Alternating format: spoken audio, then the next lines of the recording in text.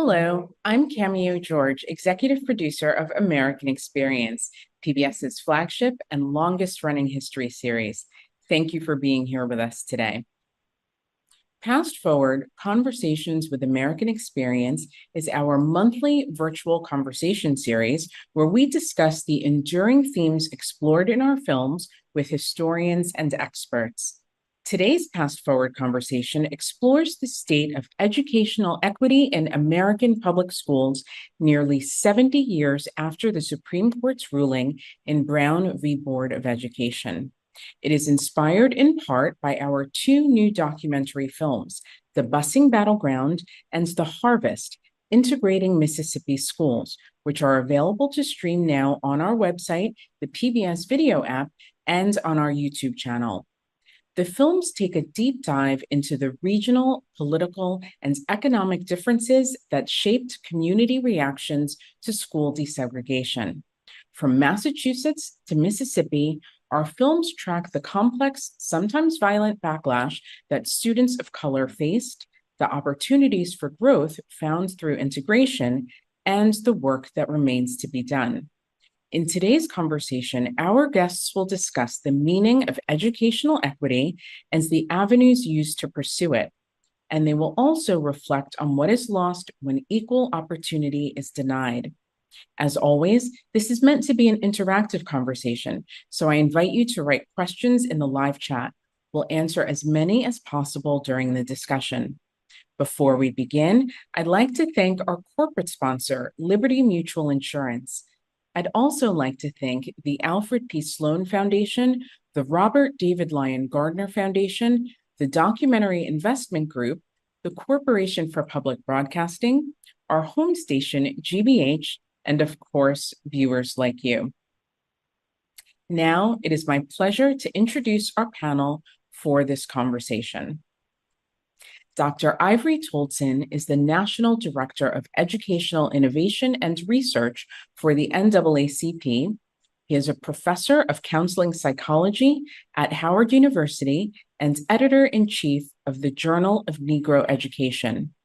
Previously, Dr. Toldson was appointed by President Barack Obama to devise national strategies to sustain and expand federal support to HBCUs as the executive director of the White House Initiative on Historically Black Colleges and Universities. Dr. Adrienne Dixon is the executive director of the Education and Civil Rights Initiative. Her research primarily focuses on how race, class, and gender intersect and impact educational equity in urban schooling contexts. Her research has been funded by the Spencer Foundation, the Kellogg Foundation, and the National Science Foundation as well.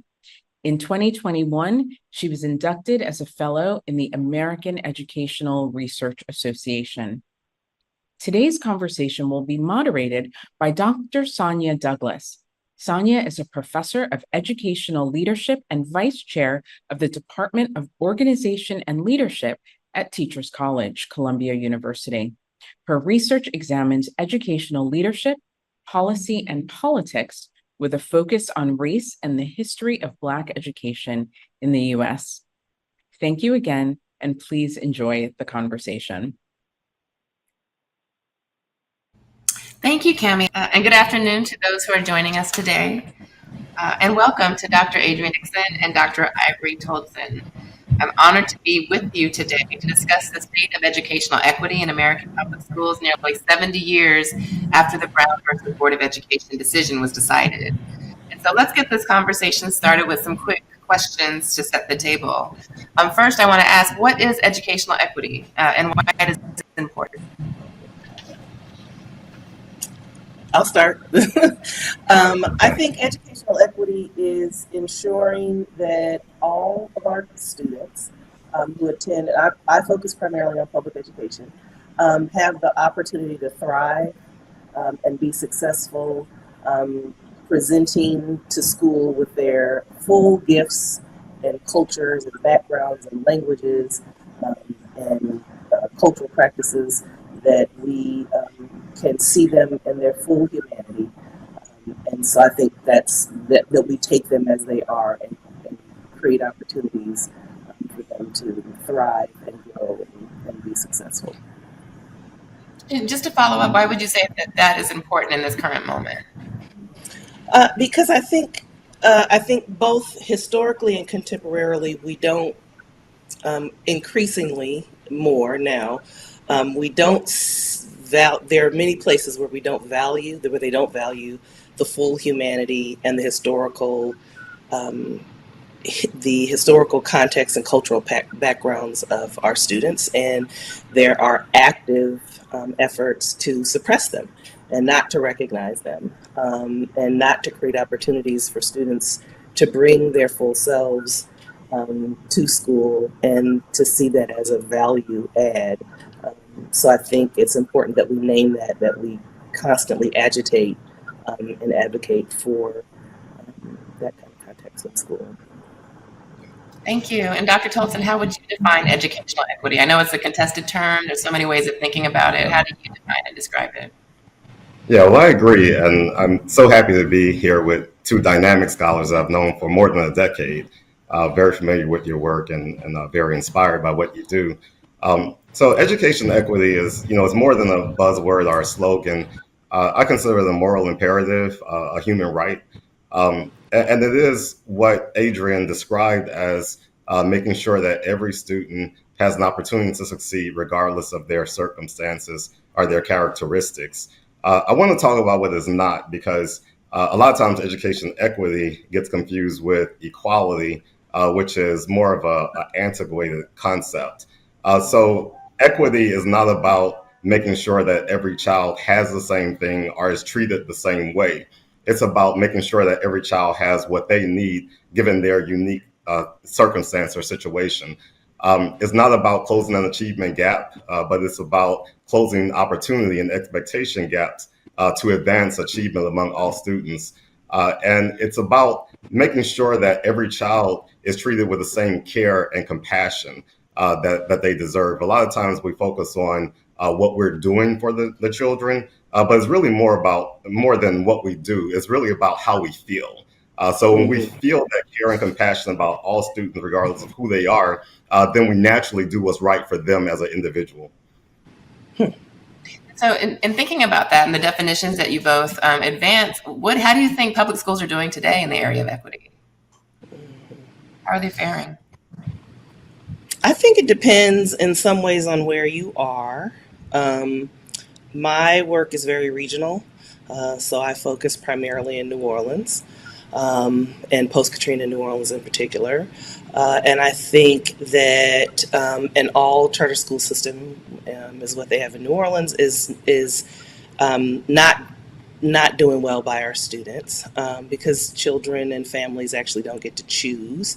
So it's kind of a false narrative about both kind of why do we need to have an all charter system, and then what an all charter system does for students. And increasingly, the New Orleans model is being adopted by a number of school districts that primarily serve students of color and students of color who live in poverty, and in particular Black students, Black and Latino students.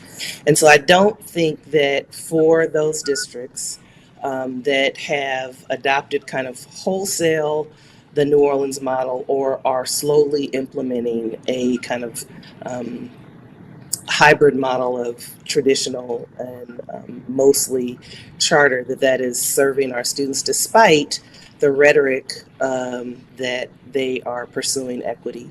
And so for a host of reasons, along a number of indicators, not just standardized test scores, which I think are probably the least important.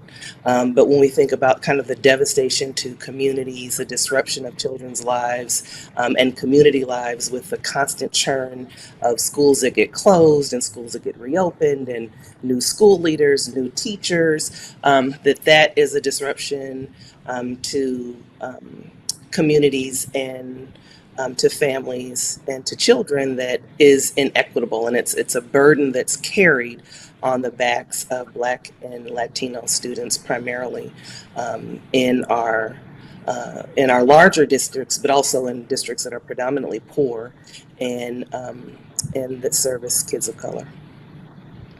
Thank you. I mean, I think you bring up a really important point when you think about school choice and the rhetoric around advancing equity. And it kind of, I think, points back to the larger questions around Brown versus Board of Education and what's transpired since. It's remembered as the turning point in deconstructing segregation in America, and public schools were at the vanguard.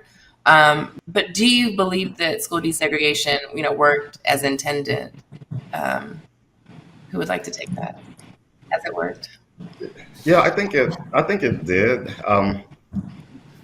Brown versus Board of Education was because we weren't following the law in terms of separate but equal, which was advanced by Plessy versus Ferguson.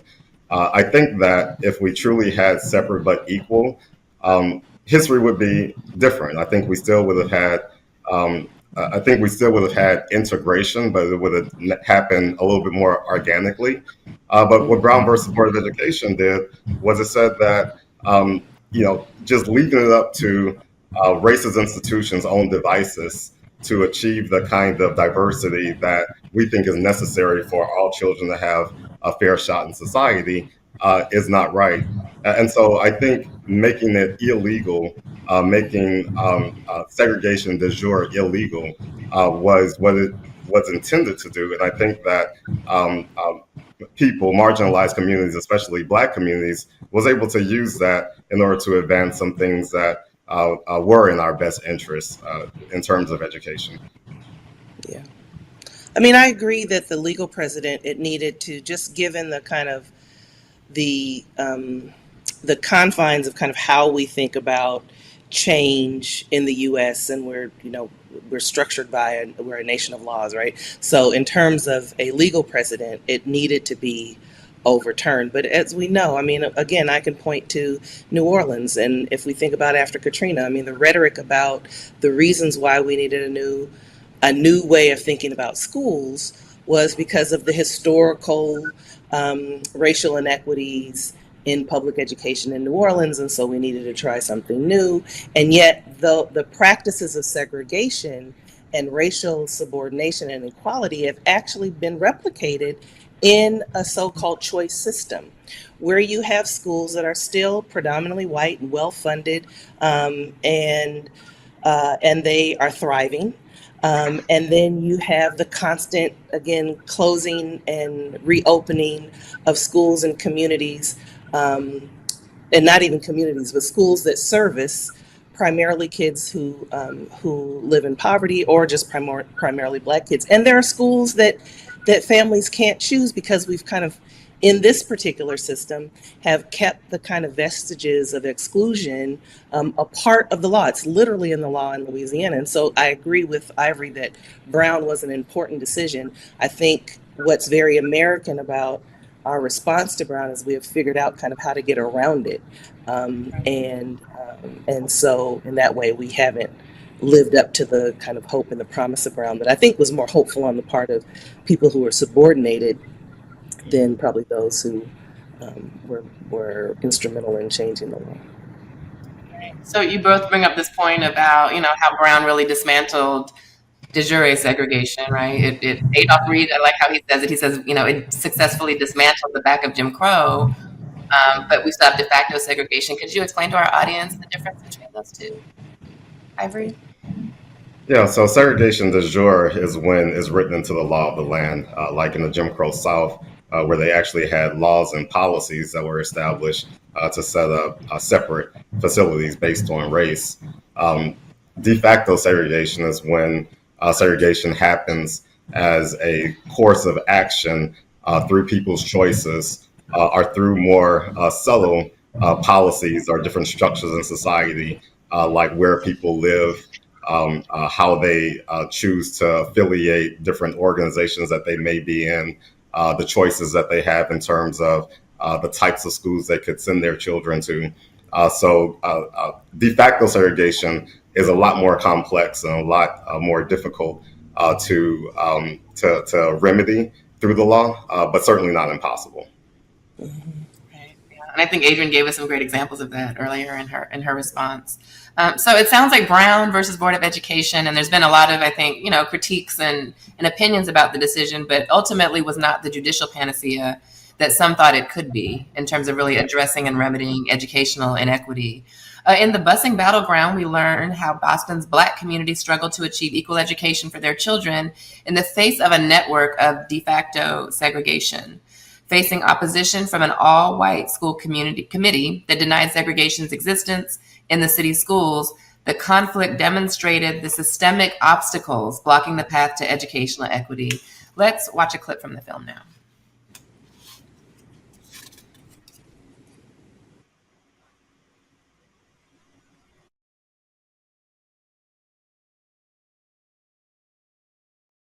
It was a very hot night. There was no air conditioning. The windows were wide open in search of air. You could hear downstairs demonstrators chanting and singing freedom songs. Inside the school committee headquarters, Ruth Batson presented her case to the all-white school committee. Ruth Batson really is on a mission to get the Boston School Committee to admit that there was de facto segregation in the schools and to do something about it. Louise Day Hicks, South Boston lawyer, chairperson of the school committee, said to Mrs. Batson, "Mrs. Batson, we don't segregate the schools. We only assign students to schools closest to where they live. So we're not accepting this notion, and we are not going to do anything about what you're talking about." We made our presentation and everything broke loose. We were completely rejected that night, and we left battle-scarred. If an American, because his skin is dark, cannot eat lunch in a restaurant open to the public, if he cannot send his children to the best public school available, if he cannot vote, who among us would then be content with the counsels of patience and delay?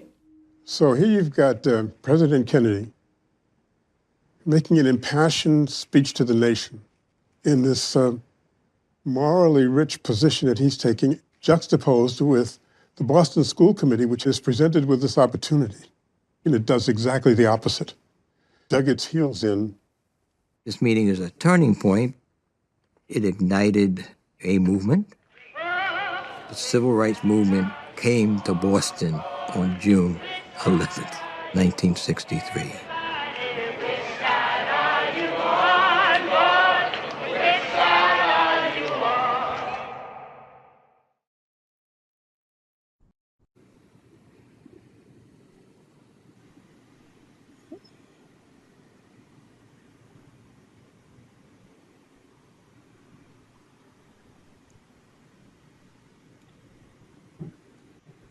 Yeah, I'll go response to it. It looks like there may be a connectivity issue. But So one of the things, oh, go ahead. context of that clip, I wanted to kind of better understand.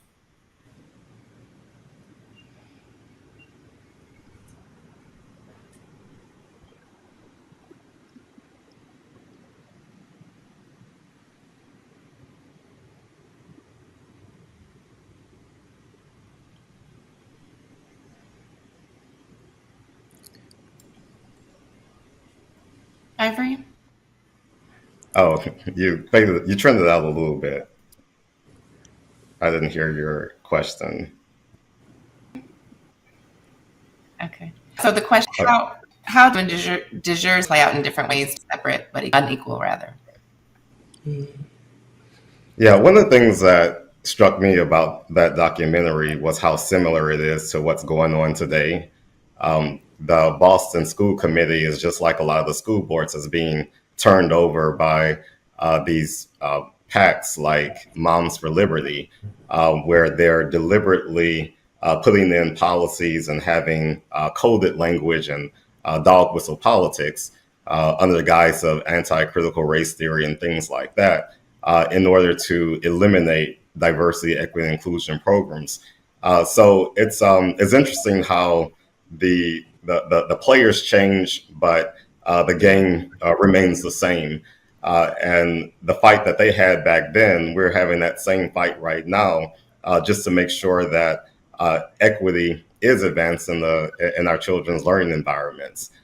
So I thought that it was a very compelling look at the past, and very very appropriate for what we're having to deal with right now. And I want to add, and similarly, kind of the decontextualized arguments that folks use to justify, again, racial subordination. So Indeed, to say that the schools that they don't segregate, they don't racially segregate, we just go by where people live, again, doesn't take into consideration racist housing policies, redlining policies, municipal practices that consigned particular groups of people to live in one area of town versus the other, home financing practices by banks that didn't approve loans that we even know, again, these things happen contemporarily. I mean, Wells Fargo was in a lot of trouble for its home financing schemes or mortgage schemes. So the response by the school board member that they don't practice racial segregation, in fact, because we assign kids to where they live, again, is ahistorical, decontextualized, and the same things happen now in school districts where we're completely wedded to zip code, and again, even in school choice, they haven't quite worked around the segregative patterns of school assignment. Right, you raise this important issue of other social policies, housing, really employment, right, access to opportunity and its implications for educational equity. And I wondered how the role of private education factored into in terms of why able to access private education and the implications for equity. Could you speak a little bit more about that? Well, there are some places we know that were particularly recalcitrant, where communities were particularly recalcitrant with complying with Brown, just the Brown decision. And then if we look forward to kind of the busing practices, again, the students of color, Black kids, bore the burden of desegregation by having to bus outside of their communities. In many cities, we saw kind of an expansion of private and parochial schools to get a quote unquote get around Brown, to avoid having to desegregate or to participate in busing. That there was a proliferation, and particularly in the North, Columbus was kind of famous for getting around the Brown decision by the advent of private and parochial schools, and a number of cities have kind of followed suit. But that was one practice, was to in the South, the academies that opened up, and in the North, the kind of religious schools that proliferated during that time. Ivory, I don't know if you were going to add to that. Yeah. So one thing that's important for us to acknowledge is that public schools is a public good, and that every strong society has a strong public option for education, and the United States could have a strong system of public education. One of the things that's pretty absurd about a lot of our politicians is that they run for public office, they represent the public, but then they become anti-public school. Right. So that's a problem. They should be the first ones defending public schools, supporting public schools, talking about why public schools need to be great. But a lot of times, those are the very ones that are admonishing and castigating public schools. And that's the real problem. The problem isn't the private schools.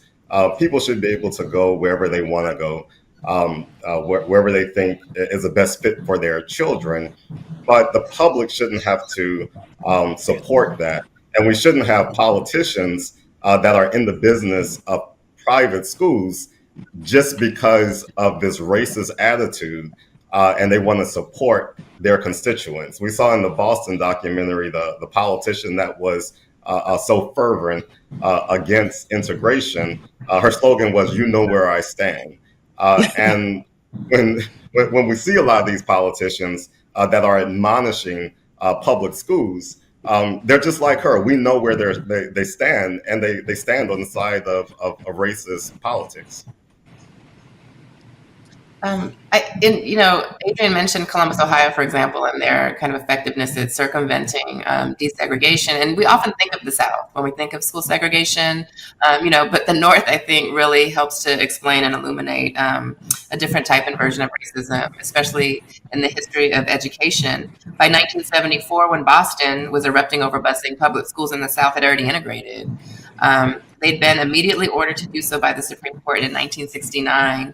And after 15 years of skirting around or ignoring the Brown decision, schools in places like Leland, Mississippi merged their black and white schools. And the results were somewhat anticlimactic, especially among the students themselves. Let's watch a clip now from the Harvest Integrating Mississippi Schools to see how that first integrated class of students faced the moment.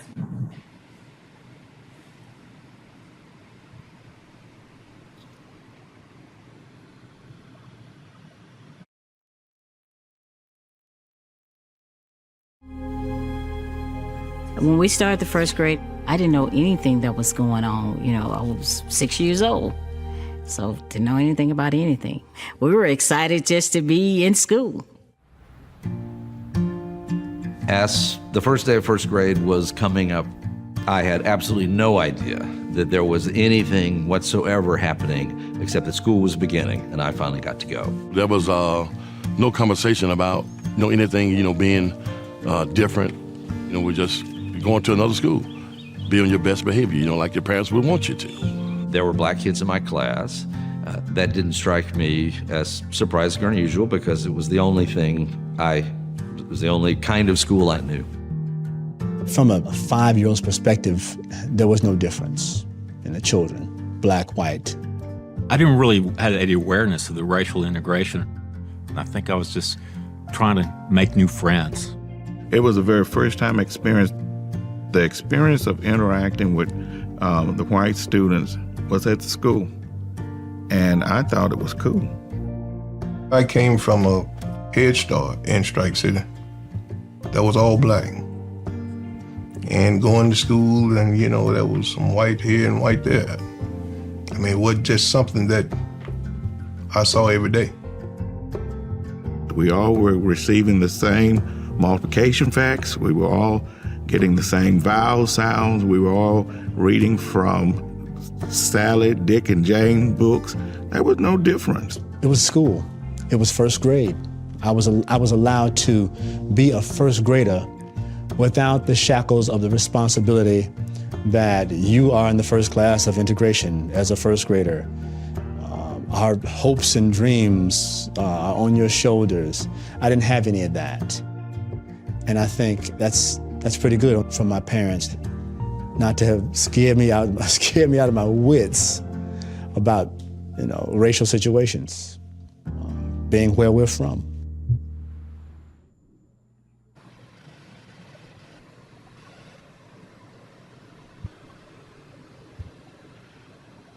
So we see from the clip that even though they faced racism outside the classroom, students in Leland, Mississippi found friendship and collaboration with each other in these integrated school settings.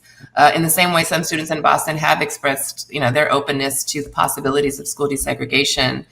But pressures from their communities made the process more difficult, as in Boston, as in Leland. Well, actually, Leland schools today are almost 90% black. So again, we see the resegregation and kind of the return to the original state. And so in your opinion, looking to the future, what are the most important steps our public schools can take to achieve and sustain educational equity? We can start with Dr. Dixon, Adrian. So again, I think that the commitment needs to manifest in the practices, that school districts could work around housing patterns, and have open admissions. School districts could ensure that, quote unquote, all schools are excellent schools, but districts have kind of decided that some schools will get resources and others, for whatever reason, won't. And we kind of know why. There are certain schools that we're trying to appeal to a certain demographic, and so I think that districts could hold strong on their commitments to being equitable by ensuring that all schools are excellent. And I say that, while we're watching school boards turn over, with special interest groups taking over, and ensuring that just their kid, I mean, it's the destruction of kind of democratic processes and democratic education is really it's sad and lamentable, and I think that's what Ivory said before. A strong democracy and a strong nation has strong public schools, and we're not investing in our public infrastructure when we allow schools to service some and not service others, or we believe that some kids, because of who they are, or where they come from, or who their families are, that they don't deserve this and they deserve that. And so I think that school districts can live up to their rhetoric by, again, committing to excellence and opportunity for literally all students, and rather than picking and choosing which kids are the most important to move forward. So it sounds lofty, but I think it's a commitment they can make. Right. Yeah. I mean, I think our district leaders are on the front lines too, right? As we see all of the battles at the state level and even at the local level around what can and should be taught. Ivory, thoughts about, what needs to happen in this moment to be able to really advance and sustain equity? Yeah, so I really like that documentary. I love the perspective that it took, the voices, and the end when they talked about where all of these talented students ended up, just really leading in society. But one of the things that struck me, and one of the things I thought about as I watched it, was that for Black people, education, the pursuit of education, has always been a revolutionary act and an act of liberation. When we were enslaved Africans and sneaking, learning how to read, when we were going through the period of segregation, where we were in these very remote, very dilapidated buildings, but we were still educating our children. And then I remember talking to Ernie Green from Little Rock Nine. He said that he read The Miseducation of the Negro before he decided to integrate Central High School, and he thought about his act of integrating Little Rock High School as an insurrectionary act, what Ernie Green said. And then we moved to the period that was most prominently featured in the documentary, and the period where I personally went to school, and that was the desegregation era, where Black students were in these schools, but because of white flight and redlining and a lot of other things, the schools were becoming more and more Black and less white. And then our most recent period, and this is a period that I think has deeply affected New Orleans, what Adrian talked about, and that's the period of reform, education reform. Education reform brought with us this idea of not really looking at integration as the goal or the aim, but to set certain standards for all students to achieve. And a lot of those standards are operated through a testing industry. We also get a lot of buzzwords like closing the achievement gap and standards of practice and different things like that. So getting to your question, finally, what do we need to do? I think we need to move beyond the reform era. I think we need a post-reform era that's not based on standards of practice, but more so a standard of principle. We don't need everyone to be treated the same. We need everyone to have the same level of compassion and care and understanding. We need to advance cultural competence. We need to de-emphasize what we do now, and that's comparing students against their peers. We need to move away from this structure that is best designed to expose students' weaknesses and move to a structure where we're revealing students' talents.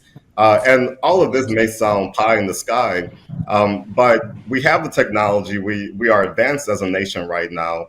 We're advanced in our level of humanity that we can think about doing things differently. And I think if we go back to how our ancestors approached the process of education, thinking of it as a revolutionary act, an act of liberation, a pursuit of liberation, then we'll be a little bit more forward-thinking and less and more creative and less pedestrian about how we approach transforming education.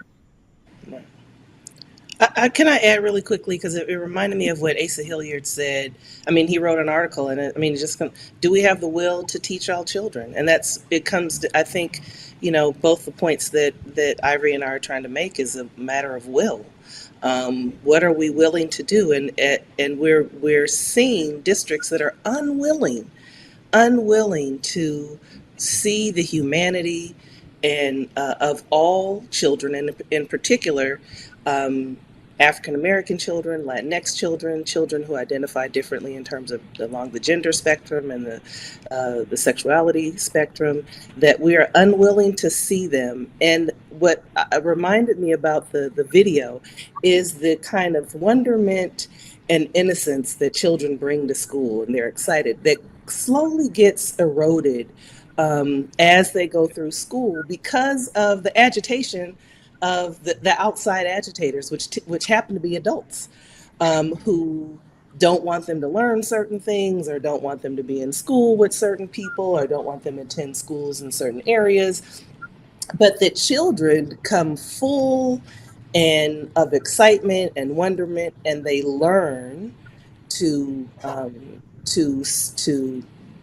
not to become friends with people, that they shouldn't like somebody, that they shouldn't know this. And I think that gets back again to the kind of what are we willing to do to educate our children, and where are our commitments around educating all of our children so that they can thrive and contribute and be successful and live their best lives, as we love to say. And I love the point about the kind of post-reform movement. We kind of know already we don't need to engage in any more research on how best to teach Black children. We just, I think, have to have the will and commit to that, to the will to do what's right. So we have studied, I think, all of the not studied all, but focused a lot of our attention on the inequities and the things that aren't working well in education, and they're valid concerns and things that need to be addressed. Do we have examples of where schools are really demonstrating a commitment to educational equity? Schools, communities, particularly projects or initiatives that you might want to share as examples of how we can really expand our efforts to advance equity? What's working? James Anderson talked about this several decades ago, that we have been so resistant to multicultural education, to gender equity, to linguistic equity, that we haven't gotten to the wonderment of teaching and learning. We so hamper teachers and children, school leaders, from really being excited and experimental about teaching and learning, and just deal with children, that it's hard to say what works. And then when something quote unquote works, we want to make it a kind of one size fits all. And I think what our best research about teaching and learning tells us is that it's very local. It's situated. It's grounded in culture and in practices that are, I'll just use indigenous in this very crude way, but kind of, again, local, and that teachers who do well with their students and schools that do well know their children and their communities. And so there was a school here, I don't know because I haven't followed it yet, but here in New Orleans, Mary McLeod Bethune School, ironically, was a very high achieving school on all kind of regular metrics, but also a school that had veteran teachers, had a veteran principal, had families, and the principal, they just took whoever was there. It wasn't selective admission. And then the charter, it became, got in the eye of charter management groups, and reluctantly became a charter school because that was the only choice they had. I don't know how they're doing now, but it was one of the shining jewels in Orleans Parish before it became an all charter system. And it was just one of those, old school, good principal who was connected and knew all the families, teachers who knew their families, and they took all children and they came in every day and worked with the children that they knew. So. Yeah, and just to add to that, I agree wholeheartedly. In my experience, most of the schools that get some of the worst spotlight are doing better than we think.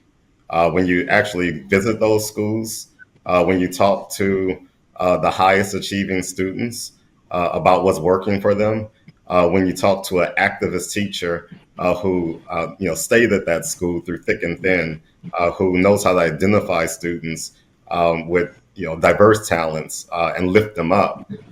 When you go to their graduations and you hear the valedictorian speech and see what colleges they're going to, most of the schools that get a lot of negative press are just really doing better than we think they're doing. I think one of the things that we need to do is not necessarily look for these so-called broad scope examples, because if you're looking for an example of a good district, you're just not going to find it. A lot of districts are functioning very similarly, but if you look at the schools within those districts and also look within those schools, just like Adrian said, you find the magic from these individual teachers, these individual families, these individual community leaders that are doing the work. Our problem isn't that we don't have people doing the right thing. Our problem is that they don't get enough shine and we don't study them enough to where we can create policies that use the good work that they're doing and scale it up. So we need to scale up all the good work that's already happening, not look for the silver bullet that we don't think exists. And it's not scripted curricula, right? It's not canned scripted curricula, time tests, etc. It's really the, again, kind of localized knowledge, and again, deeply kind of knowing their students. Gloria Letson-Billings talks about the extent to which teachers, good teachers, study and know their students, and they take the time to know their students, their families, and connected to their communities. Yeah. And one more quick point. We have a perverted sense of what success looks like in schools, and we need to acknowledge that. A lot of times we stick this test in the school, we're looking at this test, we're comparing on different metrics and things like that, reading proficiency and all those types of things. And so you can have a school that's doing really good work and have children that they are guiding on the path to college and beyond, and they slap a test in there, and we think completely differently about their success. So we do need to acknowledge that a lot of the metrics that we're using are very antiquated, and they don't really reflect the good work that's going on in a lot of these schools. Thank you for that. We can really overlook, again, a lot of the good work that's happening if we're not using the right metrics and the right tools. We have some great questions from our audience. Thank you for sending them. The one that I'd like to start with is, what do the panelists think is the prevailing reason that schools are still segregated, apart, and unequal? Adrian? I think it's two things. Yeah, I think it's two things. I think it's a hoarding. So we have Ivory used the word perverted. I want to say kind of we use the rhetoric of patriotism, but we're not very patriotic in the sense that I want to win. I want my kid to get it. And I really don't care about the rest of everybody else. I just want my kid to get it. So there's a kind of a hoarding of resources for my individual gain or my child's individual gain. And that's in some ways, not in some ways, in all ways contradictory to patriotism, right? You can't, how do we work as a nation if I'm only always thinking about myself, which is very American in that regard, because it's a reflection of kind of this capitalist notion of accumulation of as much as I can get, and I'm going to win at any cost, and even if it's children that lose, which I think is the perversion and the kind of so that, I think that's one piece of it. I do think there is a level of because we, as a nation, and we're seeing this manifest in a number of states that have outlawed the study of diversity and race, is that there is a and I only use this word, and I don't like to use buzzwords, but I do think there's a level of anti-Blackness that for far too many communities, and now leaders of states and school districts, state superintendents who don't see the value in what Black people have contributed or can contribute, that there's just really nothing there, right? And so why would we study it? Why would we talk about it? Because the comfort of white people and white children is more important than even the intellectual pursuit of just knowing about other people, which I think is, again, another kind of irony. So I think there are two things. I think there's greed. I think there's greed, which is very American. And I think there's a level of just, again, putting it very crudely, a kind of anti-Blackness, just a deep, deep disdain for Black people, Black culture, Black history, Black language, as something that can be respected. It can be consumed, it can be co-opted, it can be appropriated, it can be used to further, kind of capitalist gains, but we won't, our children don't need to learn about it. It's not something, anything that's worthy of study and respect. And so I think those are the two things that are operating that and when we think about Black kids in particular, that kind of continue to make it that operationalize the kind of inequities that we see. Yeah. It's kind of sad to think about. I just wanted to acknowledge that you named greed as an American value, and kind of included anti-Blackness in that in a way, and it'd be sad to see that kind of being taken up as a value as we think about what's happening in education. I'm sorry, Ivory. Oh, no, I think I'm going to say something very similar, maybe identical, just in another way. But the problem of schools continuing to be segregated is a white issue. So I just want to name that. It is because white families don't want to send, generally, and not to generalize, because it's certainly not true of all white people. But the problem is a white problem. It's not a Black problem. Black families generally have never had a problem going to school with other races. White people are an understudied population, and Black people are an overstudied population. We overstudy anything that is negative about Black people, but have not given the same level of scrutiny and attention to the things that are negative about white people. And their tendency to avoid educational settings and other settings where there are Black people, it's something that needs to be studied. And until we answer that question, until we do a deep dive analysis into the psyche of white people who want to avoid sending their children to school with Black people, then we'll continue to have problems with realizing the aims and objectives of Brown versus Board of Education. Thank you. Yeah, it really matters who we center in these discussions and whose perspective is dominating them. We have a question from Facebook. How can communities push back against politicians or interest groups who leverage white anger to diminish public education? So I'll just say, I think, go ahead, Ivory. No, go ahead. I'll just quickly say we need to be involved in all elections, not just national elections. We need to treat school board races as with the same level of urgency as we treat the election of governors. And we need to develop our own political actions. I work with the NAACP. I'm the National Director of Education. And I know that we put a lot of attention into that. So I would also say support our organizations like ours that are fighting against those types of politicians. Yeah, I was gonna say similar in terms of kind of organizing on the ground.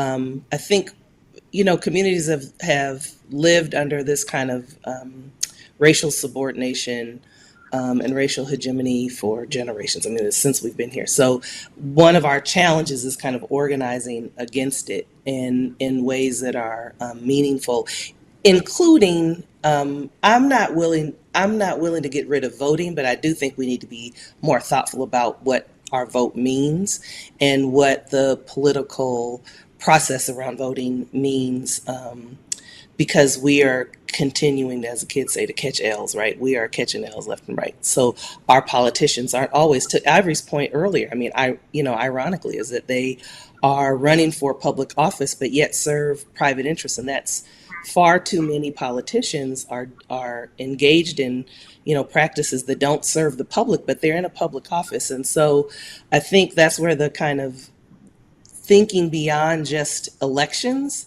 but on the ground, real community organizing, not the fake community organizing that often politicians claim that they're doing, but community organizing that is more organic and reflective of the hopes, desires, the agitation of people who are most impacted by policies and legislation. Thank you. So I'm hearing that political participation is critical to this. I mean, we're talking about education, but really political participation and people really being involved in education policy is important. How do you do that? So if you're talking to those who are listening, what are the best ways to get involved and engage politically if you are committed to efforts to teach the truth, to make sure that students are safe and learning about information that is relevant to themselves and their communities? I think in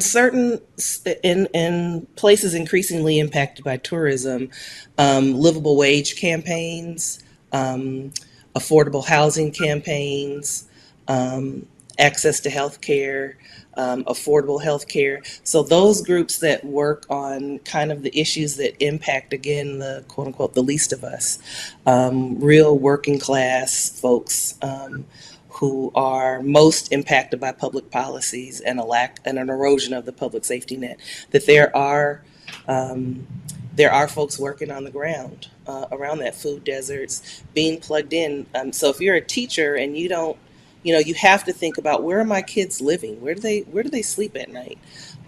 Who's watching them? If they're moms, like in a place like New Orleans, we had 24 hours. We have daycare centers that are open 24 hours.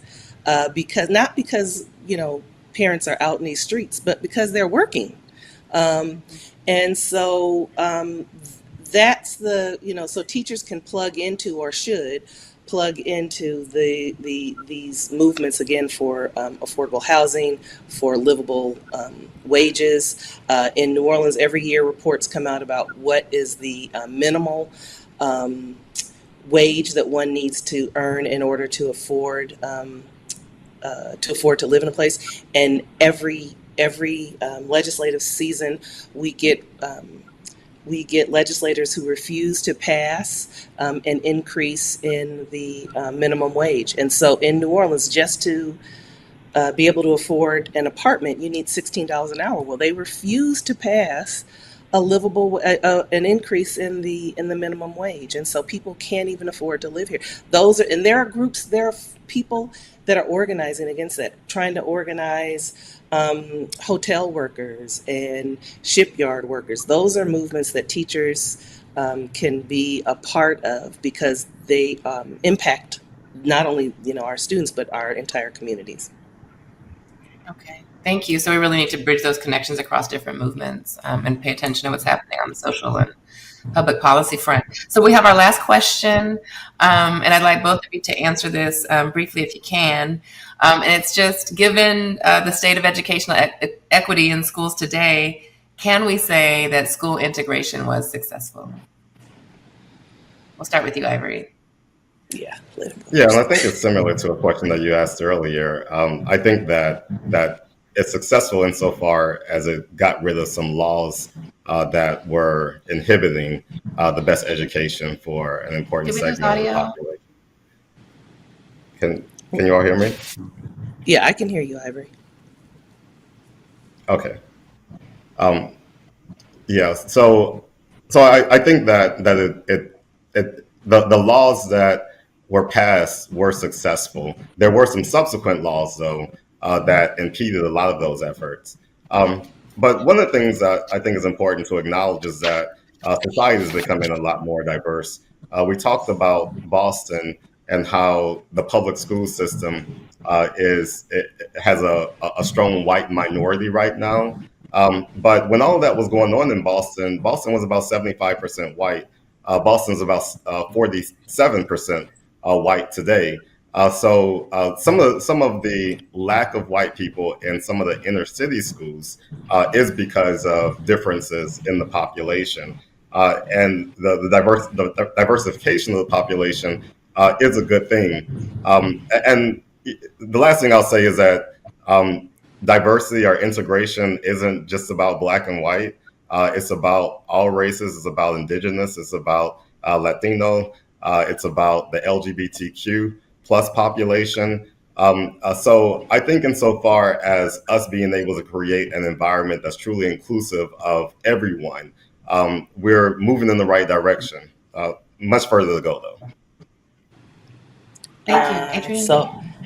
No, I don't think it was successful. I think my more critical hat is it was successful for the political expediency if we just think about Brown, but I think given the state of public education for students of color now, no, it was not successful. Okay, so we have a split decision on the impact of segregation or school integration. And we just thank you again for a wonderful conversation, a very complex issue, one I'm sure that we'll continue to have for many years to come, but hopefully we'll be moving in the right direction. I want to thank you so much, Dr. Adrienne Dixon and Dr. Ivory Toldson, for being with us today. And I'll pass it back to Cameo for closing remarks. Thank you for joining us today for this conversation exploring the state of educational equity in American public schools 70 years after Brown v. Board of Education. Both the Busing Battleground and the Harvest Integrating Mississippi Schools are now available to stream on our website, on the PBS app, and on our YouTube channel. You can watch our past forward conversations anytime on our YouTube channel or on our website. And if you liked what you saw today, please subscribe to our YouTube channel and sign up for our events newsletter. You'll be the first to know about new conversations, opportunities to watch new films, live with us, and more. Thanks again for joining us, and have a great day.